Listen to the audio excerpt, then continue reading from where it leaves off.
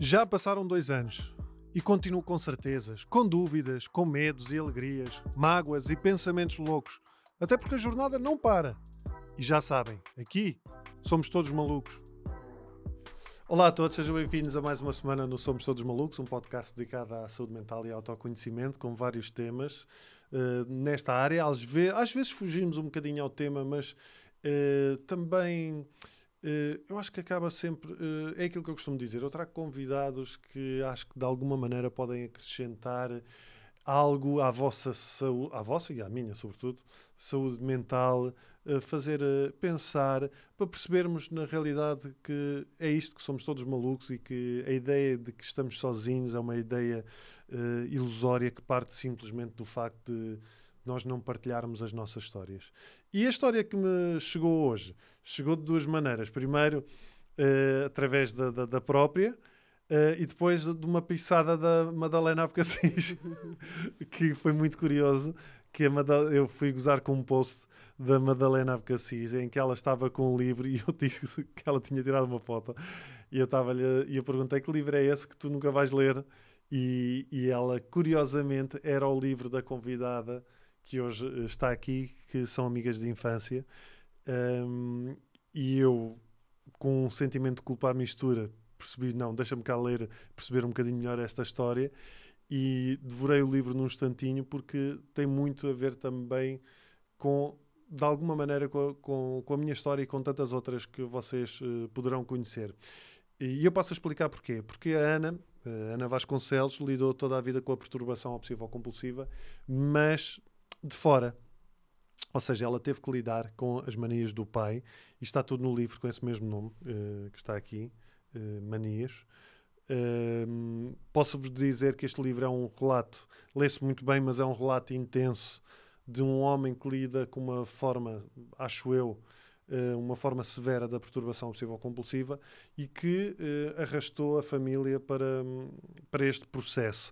Esta partilha da Ana é também um alerta e uma identificação para todas as famílias que passam pelo mesmo. Aliás, ainda agora estávamos aqui a falar dos mails que quer a Ana e eu já recebemos de famílias que passam pelo mesmo. Ana, muito obrigado por teres aceito o convite, por teres vindo. Obrigada eu. Foi engraçado este início, como a gente como nos cruzamos, mas pronto, o livro que tu escreveste, que foi editado este ano, não é? Sim. Foi editado este ano, é um livro que se lê muito bem, mas que é uma história difícil. O teu pai lida com a perturbação obsessivo-compulsiva, provavelmente, desde que tu te lembras de ti, certo? Sim, sim. Tu tens que idade? Eu sei que isto não se costuma perguntar, Eu tenho mas... 40... já nem sei. 43. Então somos da mesma... És de 81. Sim, Pronto, 81, somos da mesma geração. E é uma forma bastante agressiva, pelo relato que tu fazes de POC. Quais é que são as manias do teu pai? As manias do meu pai têm a ver com arrumação, perfeccionismo, números, paralelismo, perpendicularidade, com tudo o que é dele, ou que ele entende como dele. Por exemplo, casa, carro, os objetos pessoais, o que é dele. Okay. Se fosse algo que em ti não o incomodava? Não. A minha roupa e as minhas coisas, não, a menos que fossem os meus brinquedos arrumados na nossa casa. Isso também podia incomodá-lo, também era alvo de... E quando saía fora do ambiente? Na rua, espetacular.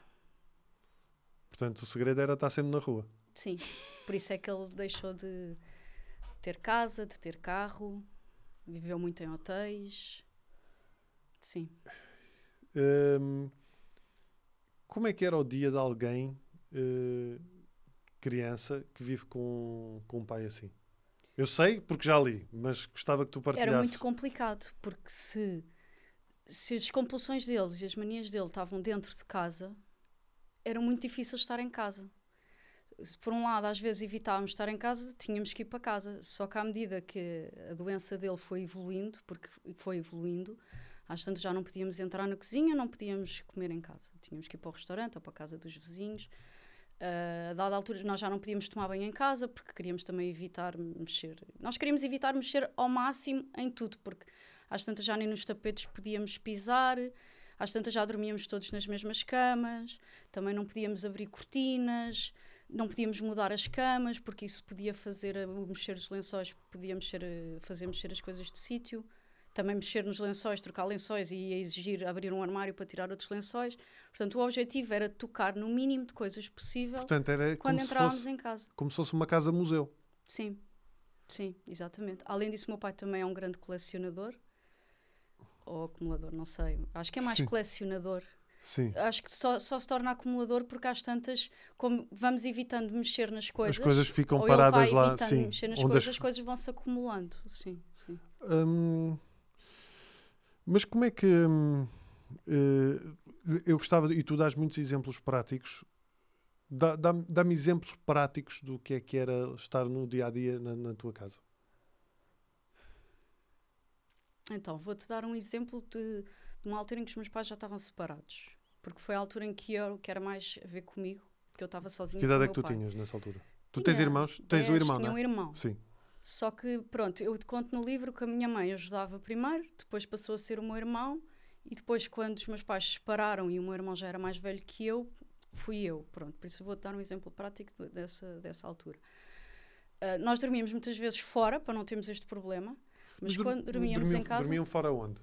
Íamos dormir a hotéis, ou íamos dormir à casa da minha avó. Em casa da minha avó ele já não passava da cozinha, dormia no quarto da cozinha, e eu em casa da minha avó podia mexer. Mas se íamos dormir a casa, ao acordar, eu lembro-me que os meus pais, quando se separaram, já o piso de cima, aquilo era um duplex, era um apartamento em Lisboa que era duplex. Nós já não íamos ao piso de cima, então era tudo no piso de baixo. E onde tinha sido a sala de jantar, o meu pai tinha posto um colchão e nós dormíamos nesse colchão.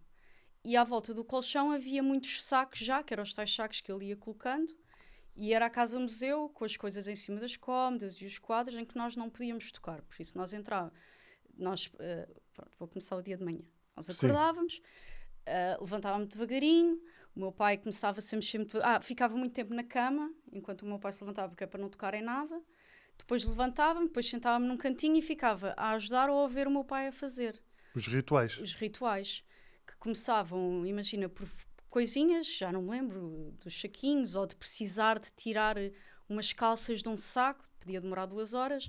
Depois de fazer a cama, eu lembro-me que a cama estava assim entalada entre uma estante e uma parede e ter que andar muito devagarinho de um lado para o outro da cama para ver se os riscos dos lençóis estavam paralelos ao fim da cama, se os lençóis estavam centrados com o fim da cama, se a dobra do lençol estava toda à mesma distância dos dois lados, se as almofadas estavam bem centradas. Pronto, isto demorava horas, como deves calcular, não é? Nós só conseguíamos sair de casa já de noite, às tantas ia começando a ficar de noite. Pronto, e depois era o processo de vestir, também demorava muito tempo, os lacinhos todos à mesma distância, a camisa toda à mesma distância, o cinto. Mas isso era o teu pai que fazia nele ou obrigava-te a controlar? Eu ajudava, eu confirmava, sim. Eu confirmava porque ele acreditava, ele fez-nos acreditar, mas eu acredito que ele também acreditava nisso, que se nós ajudássemos, ele ia... Na nossa cabeça era saudável, a dele não. Por isso, se fôssemos nós a ver, ele ia acreditar mais depressa. Só que isso não acontecia. E depois também havia um problema que ele nunca me explicou. Ele um dia explicou-me, só que eu não percebi. Ele não me ia perguntar o número de vezes até ele estar sossegado. Ele ia-me perguntar um número múltiplo de vezes. Imagina que era o 6, não sei se era. Se à sexta ele não estava seguro, tinha que ser um múltiplo de 6, ou tinha que terminar em 6, e depois havia os números negativos. Portanto, eu nunca sabia quando é que ia ser a última vez que eu ia responder. E tu tinhas 10 anos. E tinha sempre que responder com a mesma forma de o convencer, com o mesmo... Tu tinhas 10 anos nessa altura? Sim, nesta altura eu tinha 10 anos. Quando é que tu tiveste consciência de que a tua vida não era igual às outras crianças? Sempre, porque era dentro de casa, não é? Nós saímos à rua e sabíamos que ele já estava diferente. Ele sempre foi assim. Eu sempre soube que nós éramos diferentes. E tu... Mas eu não... Pois pá, é difícil perceber uma criança estar metida nesses rituais, mas tu vias isso como normal? Na vossa rotina era algo... Na nossa rotina era uma coisa que tinha que ser feita. Portanto, tu assumias que era assim e pronto. Eu também conto uma história no livro que impressionou muitas pessoas. Por acaso não foi a que me marcou mais.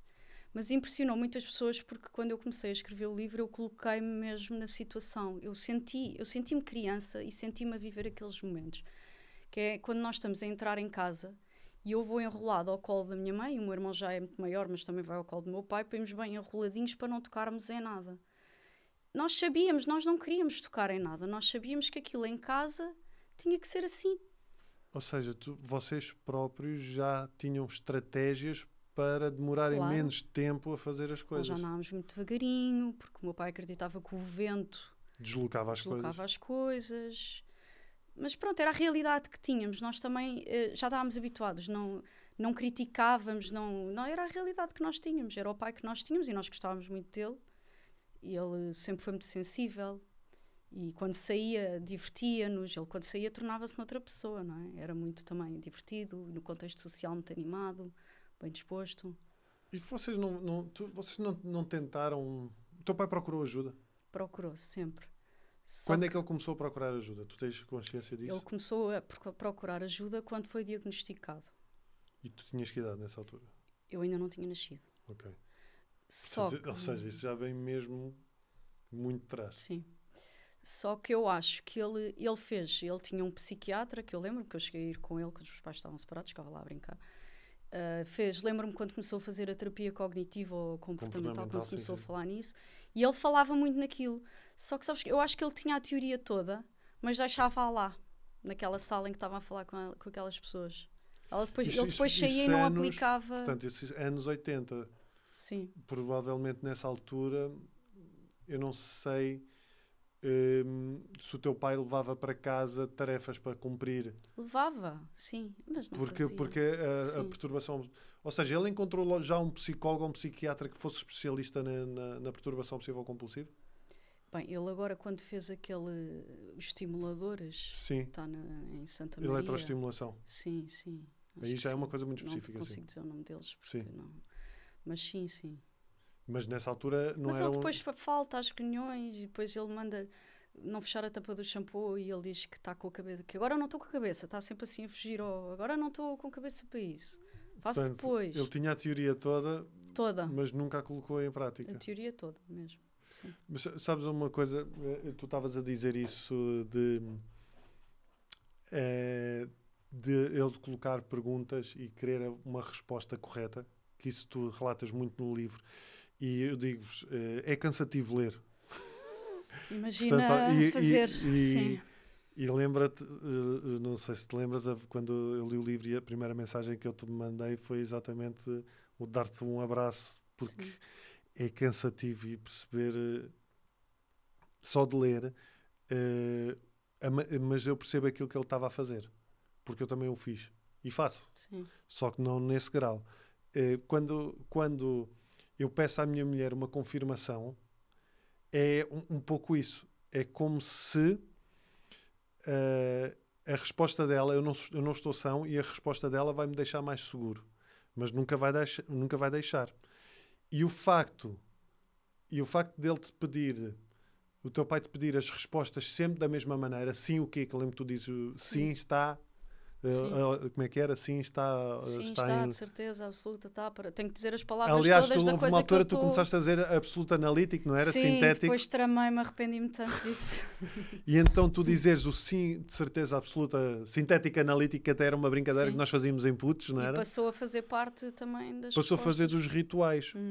Porque tu estás a dizer isso às vezes eu dizer a minha mulher também me chegou a dar certas respostas, ou eu próprio percebo que estou a obrigá-la a dar-me certas respostas de certa maneira para te entrar no... Para me entrar, sim, e não é só para entrar, é para que eu não... Para que a minha cabeça não vá buscar outros isses. Sim. Porque imagina que se tu não dás a resposta daquela maneira, é como se a minha cabeça tivesse um buraco para dizer... Sim, se tu não me disseres a frase toda, eu não sei do que é que tu estás a falar. Exatamente. E se tu não me deres esta resposta exatamente assim, isso quer dizer que provavelmente ou me estás a enganar ou que não sei o quê, percebes? Por isso é que é tão importante nós sabermos exatamente como lidar com a doença, porque eu não sei se é o meu pai ou se é a doença dele que me estão a dizer que precisam da resposta toda para saber do que é que eu estou a falar. Sim. Estás-me tu a dizer agora. Eu acho que é uma mistura das duas coisas. Era aquilo que eu estava a dizer, porque eu tenho a consciência do que é que eu estou a fazer. E sei que é a doença. Sim. E que a resposta que eu estou à procura é a minha resposta para... Ou seja, eu estou em sofrimento. Sim. E é eu a tentar acabar com o meu sofrimento. Mas, na realidade, eu sei que a maneira de eu lidar com o meu sofrimento é não procurar essa resposta. Mas isso consegue-se através da terapia. Pois. E não só da Eu sempre me questionei se ele contava ao psiquiatra que nós ajudávamos, não é? No último que eu acompanhei, eu pensei, parecia-me que ele estava a manipular o próprio do psiquiatra. Provavelmente o psiquiatra estava só a fingir que estava a acreditar, mas pareceu-me que ele estava ali a dar a volta. Sim.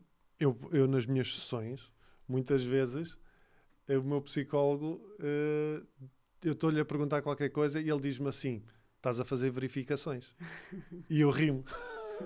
E digo, pois estou. Se calhar. Tens razão. Sim. E ele diz-me assim, então já sabes que eu não te vou dizer nada. E eu digo, filha da puta. Porque há este sofrimento envolvido, mas... Mas tu tens consciência do sofrimento que passas para as outras pessoas. Tenho. Deixavas a tua doença falar mais alto? Houve alturas que deixei. Não, ainda hoje a Catarina às vezes, coitada, porque também tem as suas questões, não é? Sim. Todos temos, e ela está mais cansada, não é? E eu tenho que fazer muita força para não falar de certos temas. E Sim. isto acho que é respeito. Sim. E tenho que ficar. Agora, nós estamos a falar nos anos 80. Sim. Estamos a falar de um homem que na altura tinha...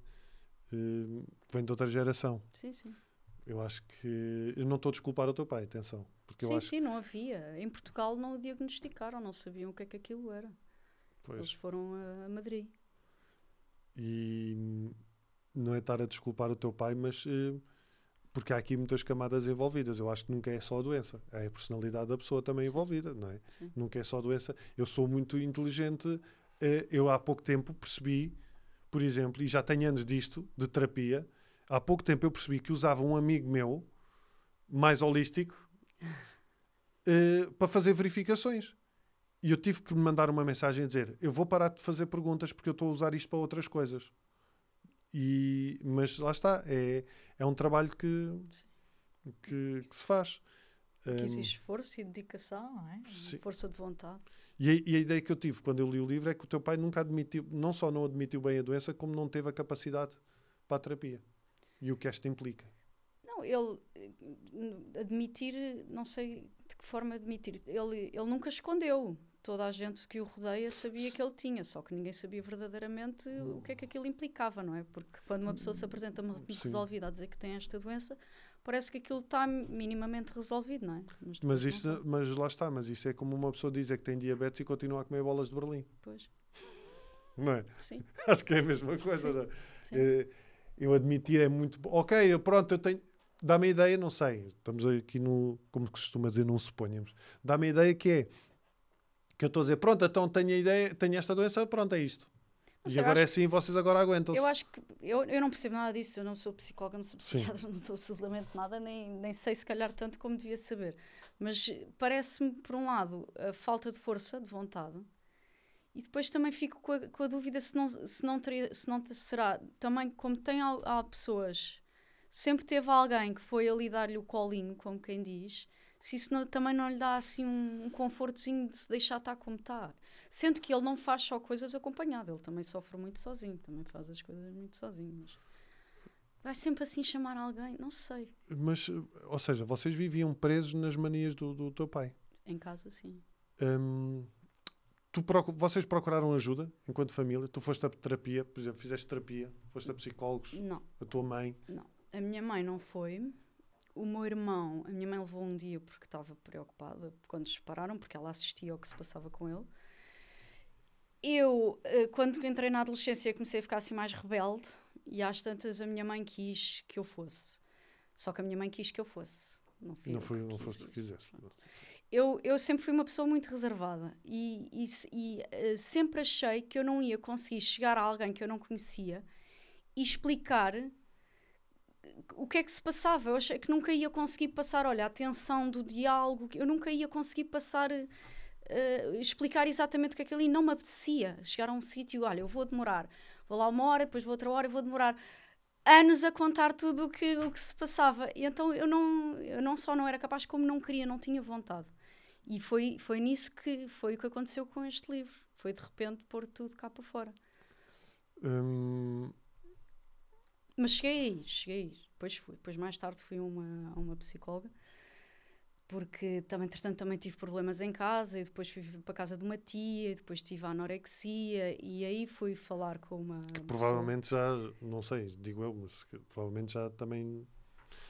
Esses problemas todos já vinham dessas questões, não é? Muitas, sim. E fui falar com uma pessoa com quem consegui falar porque a minha tia disse logo, eu conheço e ela tem, acho que era um irmão ou um marido, também é obsessivo compulsivo. Sim. Então eu cheguei lá e comecei a falar logo não senti que tivesse que ir ao pormenor, consegui Sim. logo a falar e ir direto aos pontos que Sim. mais me perturbavam, não é? Pronto. Mas não tive lá muito tempo. Mas tu hoje olhas para trás, sabes o que é que vocês deveriam ter feito, ou não? Bem, enquanto família. Sim, nós devíamos ter sido acompanhados, não é? Nós devíamos saber mais, devíamos saber que estávamos a fazer tudo mal, não é? Nós devíamos ter sido protegidos, até a minha mãe, porque a minha mãe tinha 19 anos quando eles se casaram. Sim. Não é? Todos, os três, aquilo devia ter sido. E o meu pai também, não é? Todos. Devíamos ter sido todos acompanhados.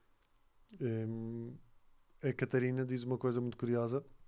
A Catarina, por exemplo, foi ao meu psicólogo porque eu só fui diagnosticado aos 26 anos, mas lido com isto desde pequeno.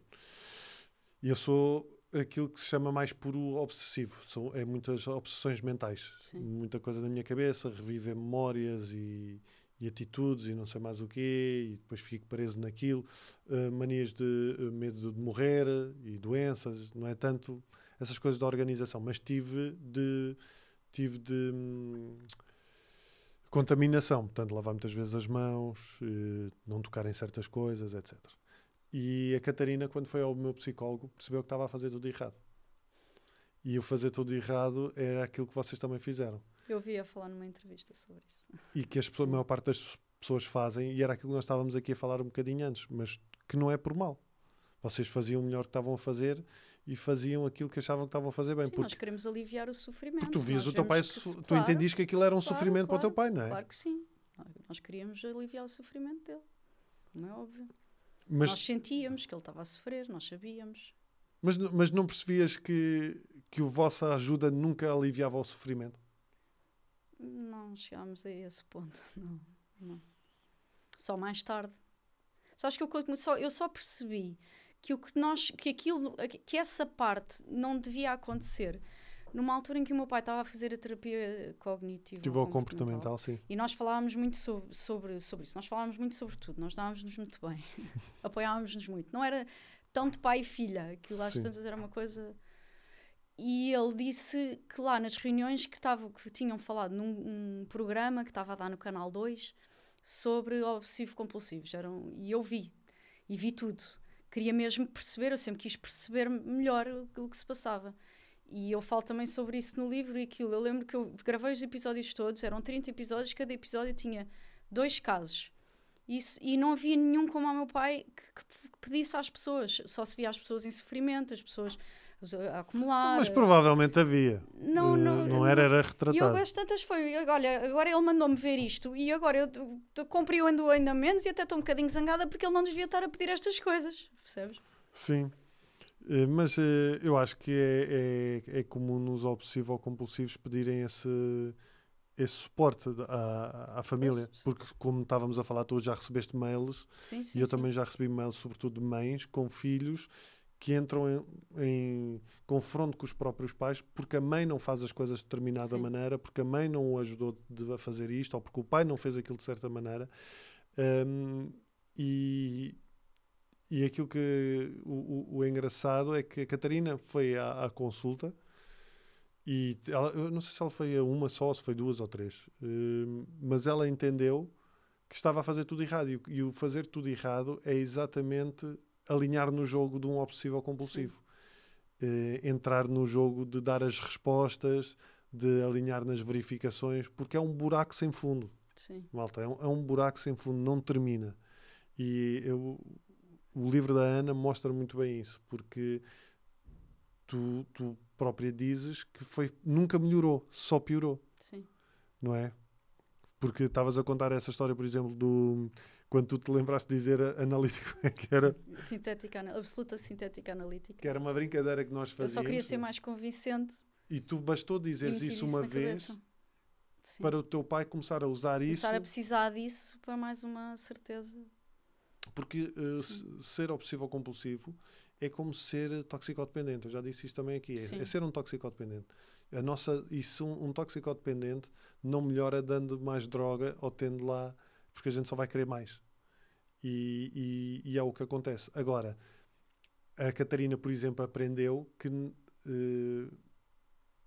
em relação às minhas manias, vou usar aqui o teu título, em relação às minhas manias, ela não podia dar uma resposta, ou melhor, mais no início, podia, e ainda hoje usar a técnica, que é, pode-me dar a resposta uma vez, sim, mas não vai mais para além disso. Depois diz que cala-te, não me chateias. Não, diz-me uma maneira... Já me perguntaste isso.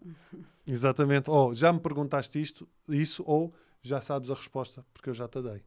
E isto deixa-me, eu muitas vezes, em situações de stress, ou, por exemplo... Quando chega ao verão eu começo a ter montes de preocupações com sinais no corpo. Cancro da pele e não sei mais o quê. Então posso chegar à Catarina e dizer, olha, este sinal não está maior. E a Catarina diz, olha, eu já reparei que tinhas esse sinal, sempre tiveste, não está maior. Eu, ok. Mas passado um bocado, se for preciso, eu vou lá e pergunto, olha, mas eu tenho a ideia que da última vez que vi, e ela diz, eu já respondi essa questão. E na minha cabeça há um sentimento de raiva que tu não imaginas. Sim. Dá vontade de a espancar. Porque querias a resposta. Porque eu queria a resposta. E era essa resposta que vocês davam provavelmente ao teu pai. Sempre. E pronto, isso... Sim. Pois, deixámos-nos arrastar. Foi completamente. Agora, malta, há uma coisa super importante. Isto não é para ser feito e isto é mesmo muito importante. Isto é feito através de terapia. A Catarina fez isto porque foi ao meu terapeuta e o meu terapeuta conhecia-me e sabia o que eu era capaz ou não era capaz de fazer. Portanto, se vocês têm alguém na vossa família que é obsessivo ou compulsivo e que não está a fazer terapia, não lhe vão começar a dar negas assim. Pode correr mal. Pode correr mal. Chegou-te alguma vez a acontecer isto? Correr mal? Não. Não houve alturas que tu disseste, pá, eu não vou fazer isso? Houve, porque é assim. Eu às tantas comecei a perceber só na adolescência que aquilo já estava até acima do meu bem-estar, não é? Se eu podia estar-me a sentir mal, e foi quando eu percebi que aquilo não dependia de mim, que não era uma opção minha a ajudá-lo, e que ele continuava a dizer, olha, tens que ver lá se os cartões estão paralelos, e eu só queria ir para a cama, ou doía-me a barriga, e ele continuava-me a pedir, e aí houve uma altura em que cortei relações com ele. Pronto. E depois, quando voltámos, a minha relação com a doença nunca mais foi a mesma. Eu comecei a desviar-me quando o via no cantinho, porque como ele está fora de casa, não tem nada, mas vai para um cantinho ver o telemóvel, é discreto. Comecei a mostrar a minha total indisponibilidade e ele ao princípio levou aquilo a mal. Claro. Se tu não aceitas a minha doença, tu não me aceitas a mim, porque eu sou a minha doença. E isso eu não vou ver. Tanto eu como o meu irmão, às tantas, cortámos completamente a nossa disponibilidade para isso. Mas eu lembro-me de uma altura em que ele... O pior era dizer mesmo o não direto, não é? Eu lembro-me que houve uma altura que ele quis, que ele teve que foi despejado daquela casa, porque estava fechada há muito tempo e apareceram ratos e a casa não era dele. E ele queria que eu fosse lá e eu disse que não, e ele passou-se, ficou aos gritos a dizer que eu era isto, a insultar-me. Houve outra situação que ele queria também vir para a minha casa passar férias e eu disse que não, também se passou aos gritos, não sei o quê, mas depois aquilo... Afastávamos dos 2 ou 3 meses e depois ele voltava já mais calmo outra vez. Mas isso é o tal registro, estás a ver? É um registro de um toxicodependente. Sim, mas dizer que não e ser insultado e depois nunca pediu desculpas de nada. Tu sentiste culpa? Sente-se culpa. Sentia sempre culpa. Se calhar não me gostava assim tanto, eu podia fazer o esforço de que, se calhar, controlar a minha ansiedade e ir lá ajudá-lo. Se calhar, se tinha sido muito mais fácil. Se calhar não era tão difícil para mim como é para ele eu ir ajudá-lo. Mas tu hoje olhas para trás e vês o teu livro Não, e vês... não. O livro ajudou muito nisso. Não, o livro... Não, eu estou a dizer, olhas para trás, o livro acho que é bom para ti e para as pessoas e a tua história é muito importante. Mas eu acho que tu lês a tua história e percebes que não te fez bem nenhum a ir ajudar.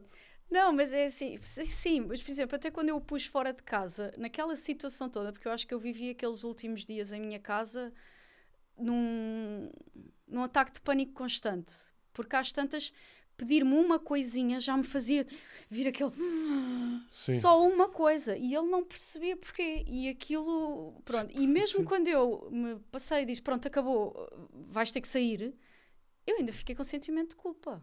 Eu comecei a escrever este livro por causa do sentimento de culpa com que fiquei. Quase porque eu, às tantas, eu não conseguia dormir, porque eu tinha o posto na rua e ele não deixa de ter um problema, não é? Que eu reconheço. Sim. E não conseguia dormir, quase que a lembrar-me de situações de infância, quase para me justificar. Não, porque eu tenho razões para estar ansiosa, porque e às tantas pensei, olha, eu vou-me sentar e estas histórias que não me estão a deixar dormir, se eu hoje passar todas para o papel, eu vou deixar de estar sempre a revivê-las na minha cabeça. E ajudou-me muito. Sim. Ajudou-me muito. Como é que acaba por ser a tua própria adolescência e vida adulta com um pai assim? Tu também eras duas pessoas diferentes? Com o meu pai e sem o meu pai. E dentro e fora de casa? Mas Sim. na minha relação com o meu pai. Sim. Bem, como eu acho tantas, ele deixou de ter casa, não existia uma casa dele para nós entrarmos. Por isso o problema começou a ficar camuflado na minha percepção. E à medida que eu deixei de o ajudar, não é? Por isso, eu para estar com ele, eu ia... Não sei se foi esta a pergunta, mas vou continuar. Sim. Eu ia buscá-lo ao hotel, ficava ali horas à espera que ele saísse, mas tinha que controlar a minha seca, porque depois ele ia provocar-lhe ansiedade. Eu tinha sempre que controlar a minha seca. Para estar com ele era sempre a minha casa, ele aparecia de vez em quando, mas tornou-se uma relação muito, muito distante, muito distante. E na adolescência também usei o facto de estar a crescer e ter os amigos para estar menos com ele, e foi-se tornando uma relação cada vez mais distante. Sabes, já recebi aqui pessoas que vêm de famílias... Desculpa, deixa-me interromper. Sim, só uma claro. coisa também que tem a ver com a adolescência. Ele fora de casa era muito divertido. Pois, tu referes isto também muitas Pronto. vezes. Era como se compensasse? Era. E o meu convívio com ele era muito jantares e almoços. E como ele era muito divertido, eu até gostava de chamava as minhas amigas vinham almoçar sempre quando me apetava. Porque... Achava o teu pai o máximo, não? Sim, ele era muito divertido, era um pai diferente dos outros, não era autoritário nem exigente, era um amigo que estava ali. Mas é engraçado, ele não era autoritário fora de casa. Não, ele tinha muita coisa do respeita-me que eu sou teu pai. Sim. Mas era, por exemplo, de beber copos, falar de sexo, era tudo à vontade. Mas nesse sentido, lá está. Mas quando estava fora, quando estava no ambiente dele, mudava o registro para esse registro autoritário de controle. Ele não era autoritário. Não é... Ele não pedia, ele não te obrigava. Ele não pedia com autoridade. Ele pedia com sensibilidade e carinho. A sério? Que isso é que nos fazia ajudar sempre. Nós tínhamos pena, não é? Nós fazíamos porque estávamos disponíveis para fazer. Ele não nos obrigava. Por desespero? Eu só senti que ele me obrigava a ver quando comecei a não querer, não é? Foi só aí. Em que eu disse que não queria, que me doía a barriga, que não sei o quê. Só aí. Mas quando era pequenina, não. Ele nunca... E nunca obrigou. Depois não obrigou. Quando eu disse, pronto, obrigou-me uma vez, eu disse, olha, agora acabou. E tu ajudavam por ver o desespero também na cara dele? Sim. Eu perguntei isto porque a Catarina já fez. Eu já a obriguei. Lá está. No fundo é obrigar.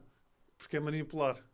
É a contenção. É o pedir contenção. Ele não nos está a obrigar. Está a usar a sua sensibilidade e bom senso, mas nós sabemos que não é uma hipótese de dizer que não. Não podemos dizer que não, virar costas e voltar-me a sentar no meu cantinho, no chão. Não, isso não era uma... Epá, sim. Isso cria uma pressão. Cria uma pressão em vocês e nele. e tu estás sempre a fazer uma coisa que não te apetece fazer de cara alegre.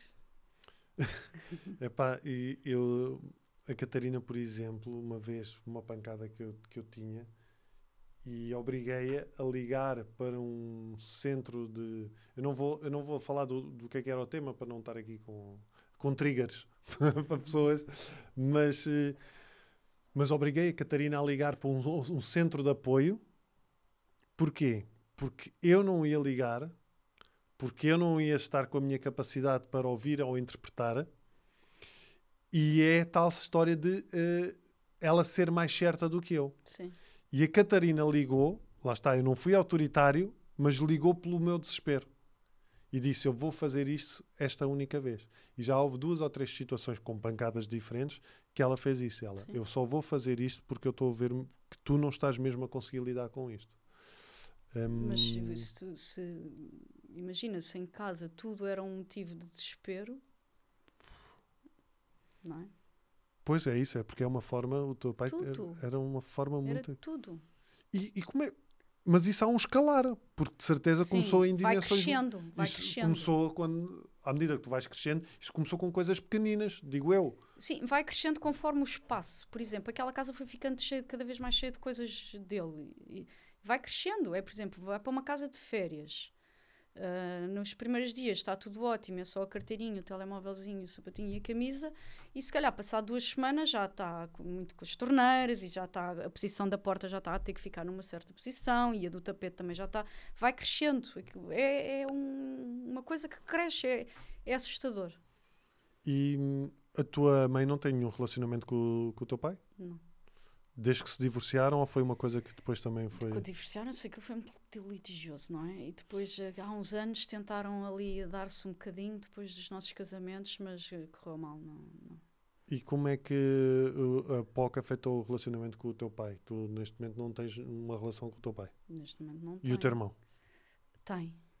Mas o meu irmão vive fora, é uma coisa muito distante também. O meu irmão não está em Portugal. Também lhe dá algum descanso. Tu compreendes de algum modo a incapacidade do teu pai Claro. em lidar com a... Eu compreendo, eu vejo, eu vi o sofrimento dele, claro. Ele sofria muito com aquilo. Ele, se pudesse ser diferente, ele seria diferente, não é?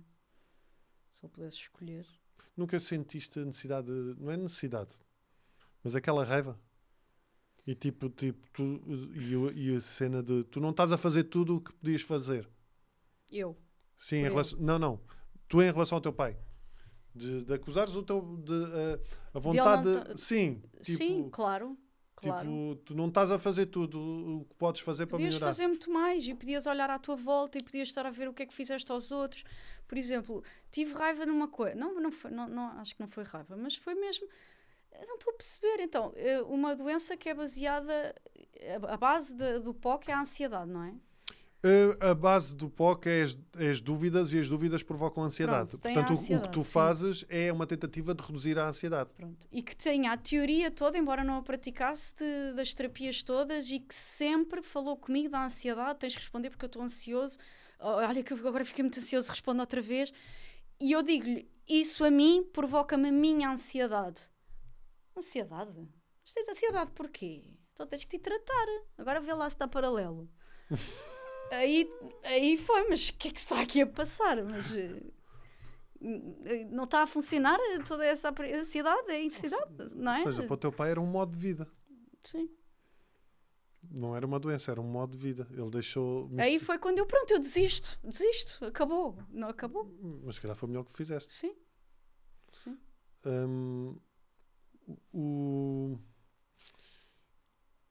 Sentiste alguma libertação nesse momento ou não? No momento em minha casa, claro que senti, mas foi mais porque estava-me mesmo a sentir muito mal. E ele não saiu logo, ele só saiu passado 3 dias, porque precisava de se organizar, não é? Pois, porque houve uma altura que tu levaste o teu pai para a tua casa, não foi? Sim. Que é o ponto de partida do livro, até. E quando ele saiu, foi mesmo, eu senti mesmo que de repente consegui voltar a respirar. Eu não estava a conseguir. Ele saiu. E de repente voltei a viver a minha vida normal.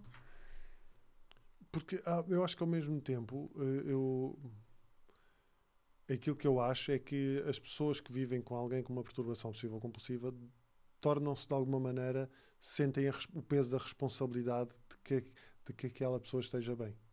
Mas não é só com os obsessivo-compulsivos. Eu recebi mensagens, olha, de uma pessoa que eu conheço que a mãe é bipolar e ela se sente sempre. E ela disse-me, eu revi-me na culpa.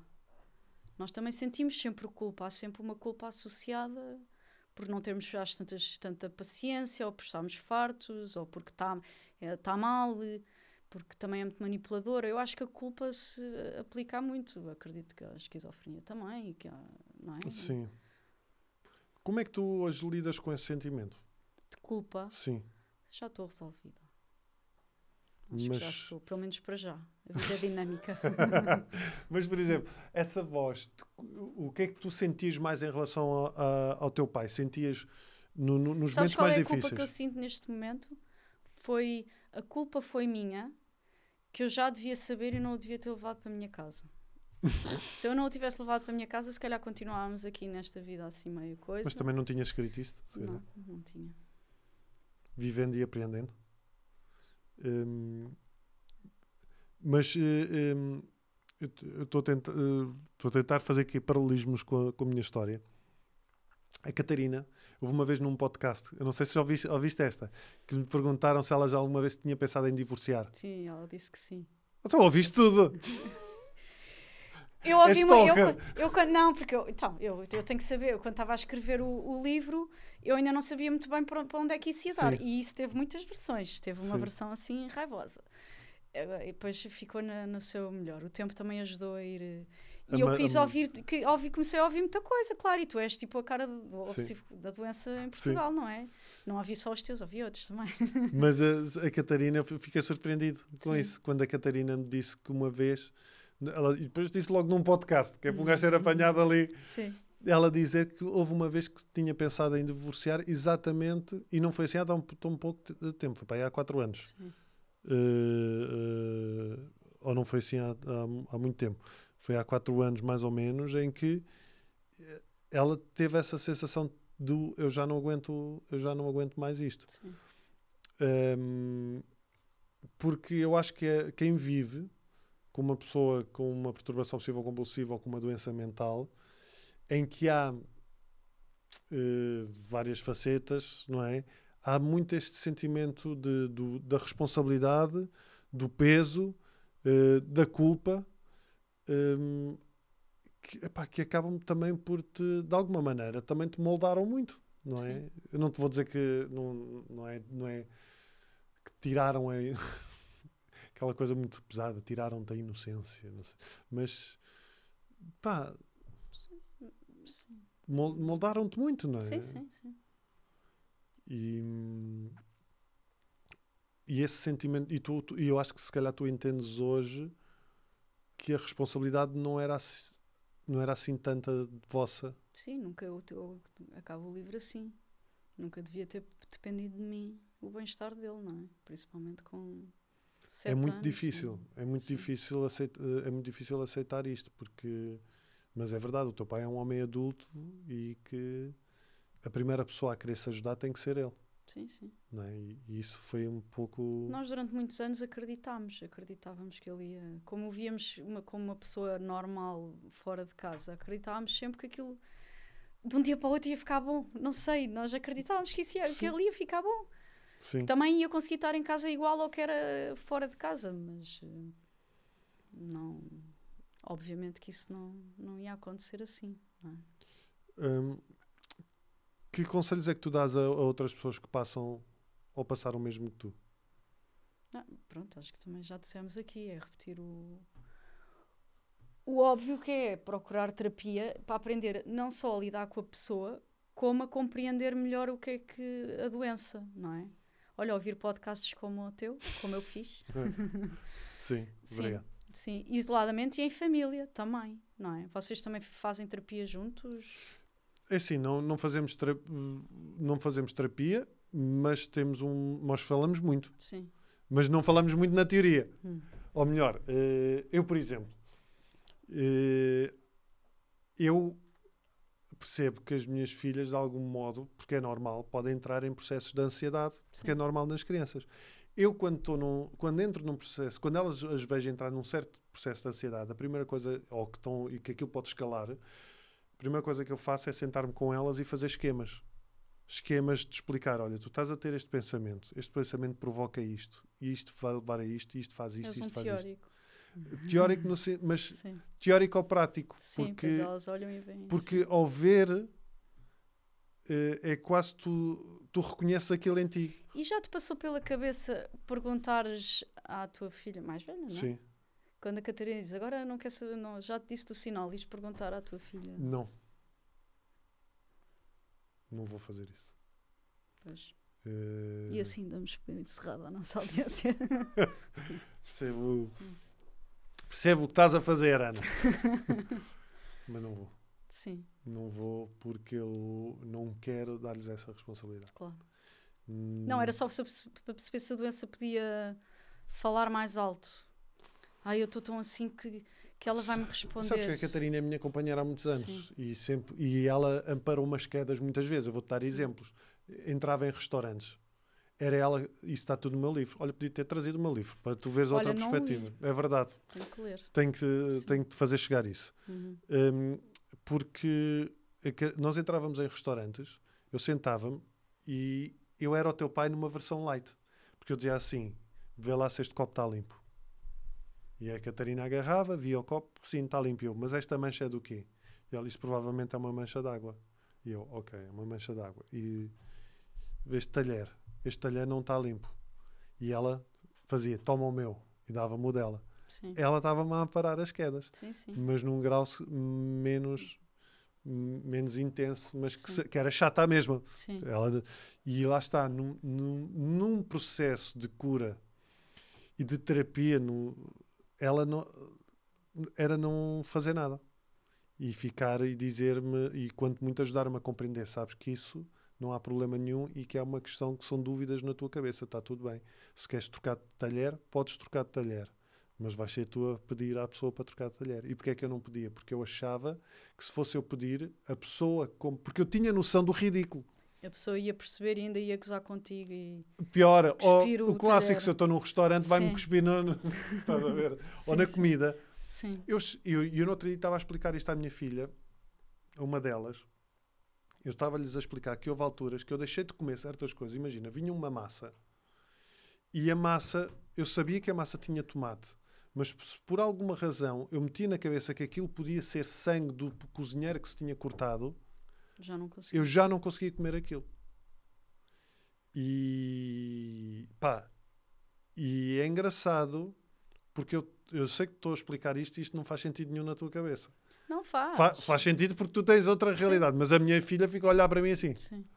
Tipo, come a massa. Sim. E eu compreendo que para os familiares, muitas vezes eu disse à Catarina, eu gostava que tu tivesses 20 segundos dentro da minha cabeça. Sim. Para perceberes a lógica que isto para mim faz e o sentido que faz. E tu nunca pensaste como é que seria estar dentro da cabeça do teu pai? Nem quiseste. Não, nunca pensei nisso. Não sei, eu acho que percebi a cabeça dele. Eu acho que eu percebo ele entrar. Depois não sei as repetições. Essa pergunta é muito difícil. Não sei, eu acho que para mim era o sofrimento dele, era o sofrimento que eu via, perceber a lógica das arrumações. Pois isso não consigo perceber. Isso não. Por exemplo, a tua percebo melhor.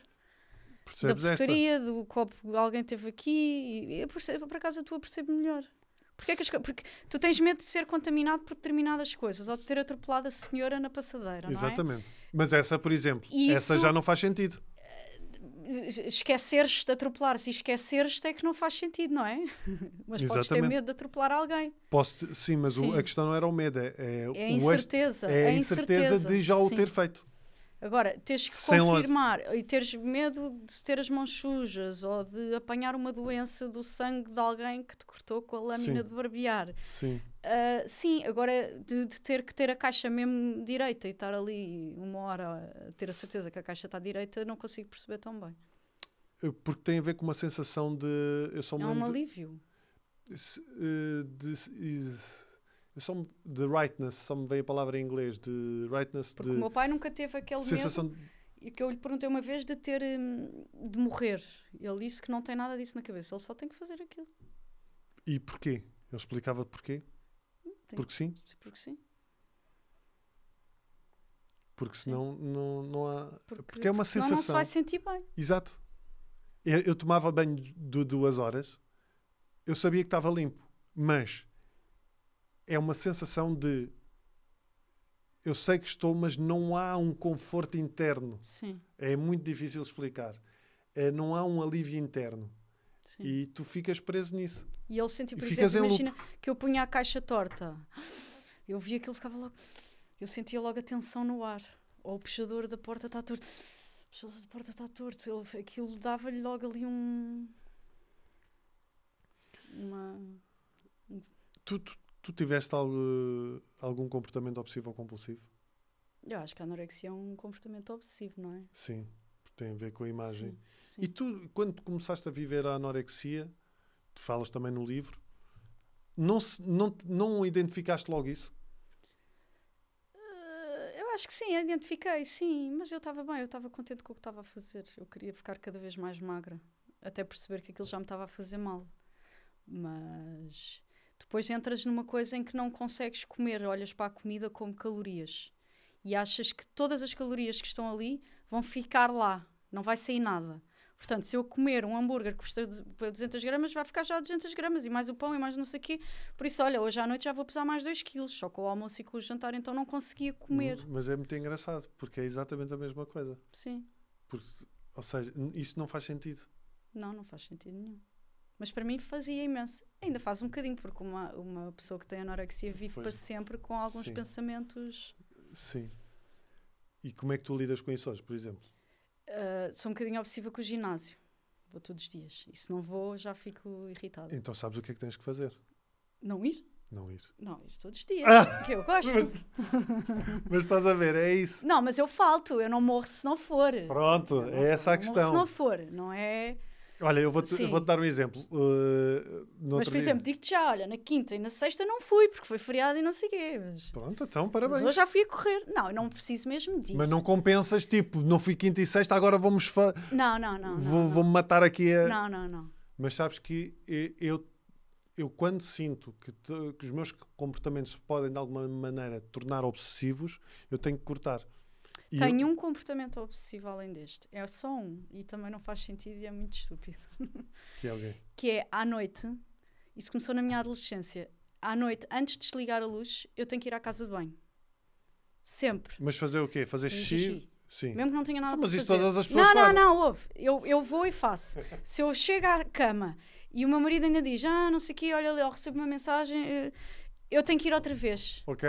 Porque se eu não for mesmo antes de apagar a luz e me deitar, eu vou ficar a pensar, eu agora vou ter vontade e ainda vou ter que me levantar, sim, eu vou ter que me levantar, sim. eu vou ter que me levantar. Portanto, eu tenho que sempre fazer isso. Tem que ser mesmo a última coisa que eu faço antes de apagar a luz. Eu também já tive isso. Também já tive dessa maneira e tive que dar aí um corte. Mas acho que é só isso. Pronto, mas a grande questão aqui na perturbação obsessivo-compulsiva é isto de está tudo bem desde que isso não leve horas e não te limita a vida. Sim. E não limita a vida das pessoas que estão à tua volta. Portanto, se tu queres continuar que isso seja a última coisa que tu fazes, mas que não te incomoda, nem causa transtorno, nem à tua família. Ele já sabe, ele ri-se. Olha, pronto, agora mas não causa... causa... Isso, agora vou-te ir à casa. Não causa transtorno, porque ser um padrão obsessivo muitas vezes é uma regulação do próprio cérebro. É como se o computador de vez em quando tem que fazer uma espécie de atualizações, não é? E ficam ali coisas a correr. E há certos comportamentos que relaxam ou que te tiram... E se isso não há problema nenhum, se isso não te limita a vida, se não te destrói, se não ocupa as horas com aquilo, está tranquilo. Uma pergunta que eu não fiz. A tua própria família, como é que lidou, a tua família que vieste a constituir, como é que lidou com o teu pai? Eles Tu tens 3 filhos também? tenho 3 filhos, eles nunca souberam do problema do meu pai, porque também não valia a pena explicar, não é? Mas eles neste momento não estão Neste com... momento, não. E o teu marido? E o meu marido neste momento também não. Mas como é que ele... Estava-se bem, porque o meu pai era divertido, depois tinha músicas, depois falava de músicas, mas pronto, era o sogro, não é? Não, era Mas em contacto casa, da o teu relação marido vive sogro. em casa do teu pai, ou quando... Eu estou de certeza que ele viveu isso também. Sim, começou a perceber que se estava a passar ali qualquer coisa estranha. Porque entrava no quarto onde o meu pai estava, tinha que fechar a porta, ficava ali, começou-me a ver nervosa, começou a perceber, depois o meu pai disse-lhe que tinha o puxador da porta torto e ele, pronto. E depois aquela coisa que eu digo que se espalha, por exemplo, imagina, ele estava no quarto e eu tinha esperança que fosse só a cama e a mesa de cabeceira, mas às tantas já tinha posto as calças no sofá, o miúdo já não se podia sentar no sofá. Às Porque tantas, já lá estavam as calças. o outro brinca com o Lego, ele já vai empurrar a caixinha do Lego. Depois, ele estava com o Covid, não é? O oxímetro numa mesa na entrada. Já passava e já olhava para a mesa. Depois já olhava para o cinzeiro. Depois a caixa dos óculos na sala. E um dia o Pedro chega, tipo, o que é isto? E o meu pai ficou logo... E foi logo agarrar e arrumar noutro sítiozinho. Depois pôs um saco de supermercado, que dobrava sempre assim muito bem dobradinho. Noutra mesa... E um dia passa assim, eu tinha posto aqui um saco e eu tá bem, a casa é minha, eu também gosto de ser, também sou arrumadinha, não quero o saco aí. E eu às vezes mexia nas coisas de propósito para ver se ele percebia que não valia a pena fazer aquilo lá em casa. E ele dizia assim, eu não tinha deixado isto assim. Eu depois ficava ali um bocadinho a pôr a caixinha. Eu acho que é isso que tu estavas a dizer. Eu estava aqui a pensar nesta última pergunta que tinha aqui. Depois tu disseste, eu mostrei-te aqui o alinhamento, que sim, há aqui conselhos que acabam sempre por ser os mesmos, porque esta história de o que é que se pode fazer para melhorar a vida das pessoas com pouco e as suas famílias é isso, é a questão da... Estamos sempre a insistir o mesmo, é mesmo importante. E acho que tu percebes hoje que a terapia para a própria família, o entendimento de como eles próprios devem lidar com a doença é muito importante, mais do que estar a amparar as quedas, que eu acho que é normal fazer e faz parte, mas é importante perceberem que se tem alguém na família que lida com isto, as pessoas têm que procurar ajuda elas próprias para entender como é que podem entender melhor a doença, não é? E eu estava-me aqui a lembrar de outra coisa que entretanto esqueci-me, que há uma coisa que a Catarina sempre me disse, que foi importante para ela também, é ela ver o meu esforço em lidar com as questões. E o esforço é muito relativo aqui, porque o esforço eu acho que é importante que seja pequeno ou grande, mas que haja passos que sejam dados. E tu nunca viste esses passos serem dados pelo teu pai, ou viste? Não, era... Nunca mudou nada, nunca houve, ele nunca deixou, tipo, tu mudares uma coisa e ele, ok, eu vou aceitar que isso fique aí. Não, nem pensar. Eu acho que ele só cumpria o horário, cumpria as consultas que tinha que ir. Pronto, e mais nada. Tanto que quando ele pôs a máquina, ele disse, agora não podem dizer que eu não fiz tudo o que eu podia fazer. Se eu até isto eu fiz. Quando pôs a máquina desculpa. A máquina, a estimulação cerebral. Sim. Só que eu acho que ele estava à espera que a máquina fizesse tudo sozinha. Porque essa é que é a questão. Mas a máquina não ia fazer tudo sozinha, ele também tinha que fazer qualquer coisa, e como ele não fez nada, olha, depois a máquina de vez em quando fica sem bateria. E ele toma medicação? Não, faz medicação. Toma. Sertralina, provavelmente. Só que não sei se mexe sempre na medicação. Porque a questão é essa, é que neste caso específico e de outros comportamentos relacionados com a ansiedade, a terapia é importante, a medicação pode ser muito importante para casos extremos, a eletroestimulação, ou seja, o que for, mas a atitude é o mais importante. Pois, e isso nunca mudou. E isso foi o que a Catarina sempre me disse, foi que, mal ou bem, pouco ou muito, pequenos passos ou grandes, eu sempre procurei, só em situações extremas, como eu te disse, é que ela me amparou mesmo as quedas.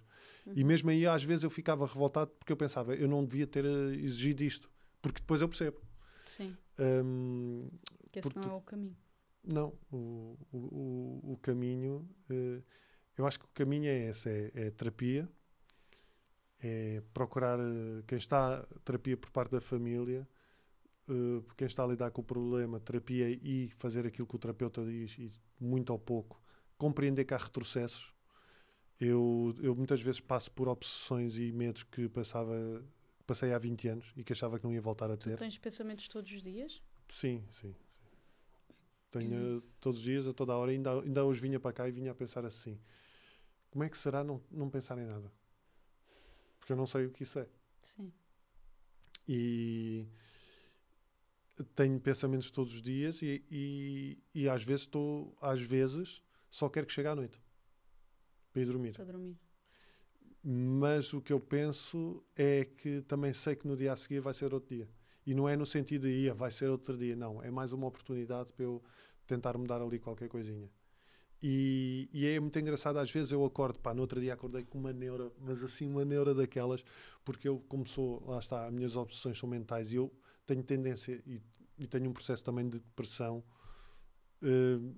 ligeira, mas às vezes acordo na merda e então a minha tendência é associar isto a obsessões, a pensamentos, que é para relacionar uma coisa com a outra, para te fazer sentido, para atribuir valor àquilo que eu estou a sentir. E eu já sei que a única coisa que eu tenho que fazer é sentir-me como estou a sentir e aceitar aquilo que estou a sentir, porque se eu vou associar a uma obsessão é uma bola de neve.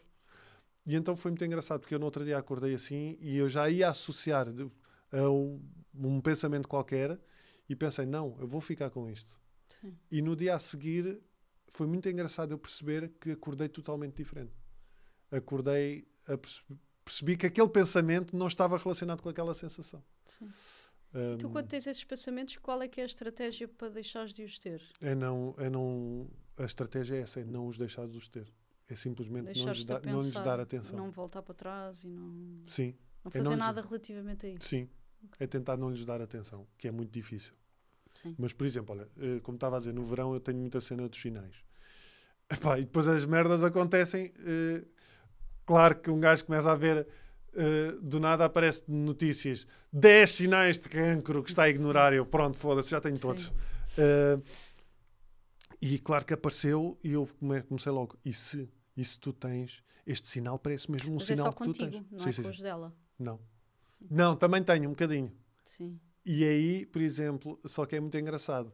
Há uns tempos fui ao dermatologista com a do meio, porque ela tem um sinal de nascença.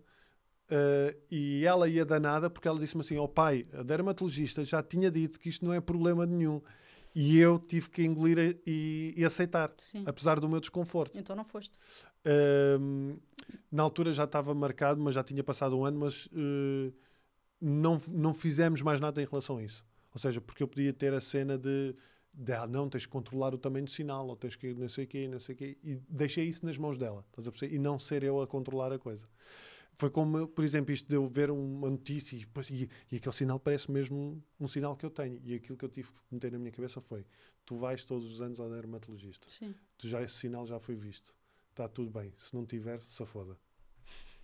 Desculpem a linguagem, mas é isto. Sim. Tem que ser assim. Sim. E isto com outras coisas. Porque a questão aqui não é resolver a dúvida, é aceitar a dúvida. Sim. Porque a vida é uma dúvida, não é? E o meu desconforto é viver com esta dúvida. Mas eu tenho que a aceitar. Portanto, a questão aqui não é eliminar o pensamento, mas... é viver com o pensamento. Viver com o pensamento, sim, e não lhe dar atenção, não lhe atribuir significado.